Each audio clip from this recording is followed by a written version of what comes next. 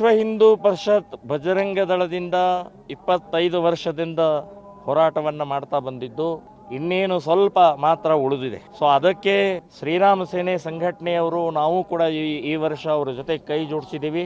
ಇನ್ನು ಮುಂದಿನ ದಿನಗಳಲ್ಲೂ ಕೂಡ ಬಟೆ ತೋ ಕಾಟೆಂಗೆ ಏಕ್ ಹೈ ತೋ ಸೇಫ್ ಹೈ ಅಂತ ಹೇಳಿದಂತ ನಮ್ಮ ನಾಯಕರು, ಸೊ ಅದರ ತಕ್ಕ ಹಾಗೆ ಎಲ್ಲಾ ಹಿಂದೂ ಸಂಘಟನೆಗಳು ಒಕ್ಕೋಟಾಗಿ ಒಟ್ಟಾಗಿ ಒಂದು ಶಕ್ತಿಯುತವಾಗಿ ಹಿಂದೂ ವಿರೋಧಿಗಳ ವಿರುದ್ಧ ಹೋರಾಟ ಮಾಡುವಂತ ಅನಿವಾರ್ಯ ಅವಶ್ಯಕತೆ ಇದ್ದಿದ್ದರಿಂದ ನಾವು ಈ ವರ್ಷ ಎಲ್ಲರೂ ಕೈ ಜೋಡಿಸುವಂತಹದ್ದು ಒಂದು ಸಂದೇಶವನ್ನ ಸಮಾಜಕ್ಕೆ ಕೊಡ್ತಾ ಇದ್ದೀವಿ. ಇಡೀ ದೇಶದಲ್ಲಿ ಕರ್ನಾಟಕದಲ್ಲಿ ನಡೆಯುವಂತಹ ಏನು ಒಂದು ಹಿಂದೂಗಳ ಮೇಲೆ ದಾಳಿ ನಡೀತಾ ಇದೆ, ಹಿಂದುತ್ವ ಅಪಾಯದಲ್ಲಿದ್ದಾನೆ. ಸೊ ಬಹಳ ದೊಡ್ಡ ಪ್ರಮಾಣದಲ್ಲಿ ಆಕ್ರಮಣ ನಡೆಯುವಂತಹ ಪ್ರಕ್ರಿಯೆ ನಡೀತಾ ಇದೆ, ಅಪಮಾನ ಮಾಡ್ತಾ ಇದ್ದಾರೆ, ಅಪಪ್ರಚಾರ ಮಾಡ್ತಾ ಇದ್ದಾರೆ.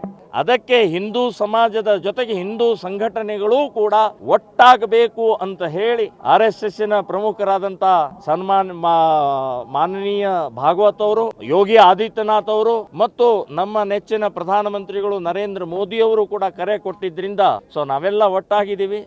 ಇನ್ನು ಮುಂದಿನ ದಿನಗಳಲ್ಲಿ ಈ ದತ್ತ ಪೀಠದ ಹೋರಾಟ ಇಡೀ ರಾಜ್ಯಕ್ಕೆ ಒಂದು ಶಕ್ತಿ ಕೊಟ್ಟಿದೆ.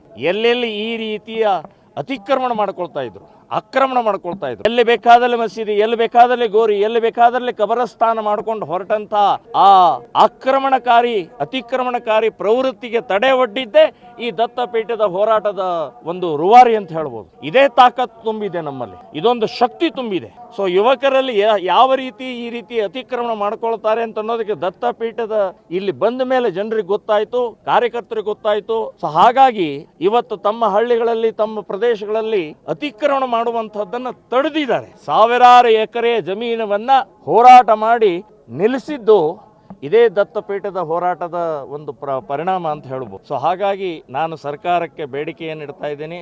ಸೌಹಾರ್ದ ಅಂತನ್ನುವಂಥದ್ದು ಶಬ್ದಕ್ಕೆ ಅರ್ಥ ಇಲ್ಲ. ಸೌಹಾರ್ದ ಅಂತನ್ನೋದಾದ್ರೆ ಮಸೀದಿ ಒಳಗಡೆಗೆ ನಮಗೆ ಪೂಜೆ ಮಾಡಕ್ಕೆ ಅವಕಾಶ ಕೊಡಿ, ಅವಾಗ ಸೌಹಾರ್ದ ಆಗತ್ತೆ. ಬರೇ ದತ್ತಪೀಠದಲ್ಲಿ ಮಾತ್ರ ಮುಸ್ಲಿಮರಿಗೆ ಉರುಸು ಮಾಡಕ್ಕೆ ಅಥವಾ ನಮಾಜ್ ಮಾಡಕ್ಕೆ ಅವಕಾಶ ಕೊಟ್ಟರೆ ಸೌಹಾರ್ದ ಅಲ್ಲ, ಸಂಘರ್ಷ ಇದು. ಸೊ ಸೌಹಾರ್ದ ಯಾವಾಗ ಬರುತ್ತೆ? ಮುಸ್ಲಿಮರ ಮಸೀದಿಯಲ್ಲಿ, ಕ್ರಿಶ್ಚಿಯನ್ರ ಚರ್ಚ್ನಲ್ಲಿ ಅಲ್ಲಿ ಪೂಜೆ ಪುನಸ್ಕಾರ, ಹೋಮ ಹವನ, ಆರತಿ ಅವಕಾಶ ಕೊಟ್ರೆ ಅವಾಗ ಸೌಹಾರ್ದ ಅಂತ ಹೇಳ್ಬೋದು. ಬರೇ ಹಿಂದೂಗಳ ಮೇಲೆ ನಿಮ್ಮ ಸೌಹಾರ್ದದ ಈ ಒಂದು ಕೈ ಇಡುವಂಥದ್ದು ಪ್ರಕ್ರಿಯೆ ಇನ್ನು ಮುಂದೆ ನಡೆಯುವುದಿಲ್ಲ ಅಂತ ಹೇಳ್ತೀನಿ. ಮುಂದಿನ ವರ್ಷದಿಂದ ಇಲ್ಲಿ ನಡೆಯುವಂಥ ಉರುಸವನ್ನು, ಇಲ್ಲಿ ನಡೆಯುವಂಥ ಅವ್ರದ್ದು ಏನು ಪ್ರಕ್ರಿಯೆ, ಪ್ರತಿ ಶುಕ್ರವಾರ ನಮಾಜ್ ಮಾಡುವಂಥ ಪ್ರಕ್ರಿಯೆ ಏನಿದೆ ಅದನ್ನು ನಾಗೇನಹಳ್ಳಿಗೆ ಶಿಫ್ಟ್ ಮಾಡಿದರೆ ಮಾತ್ರ ಸೌಹಾರ್ದ ಆಗತ್ತೆ.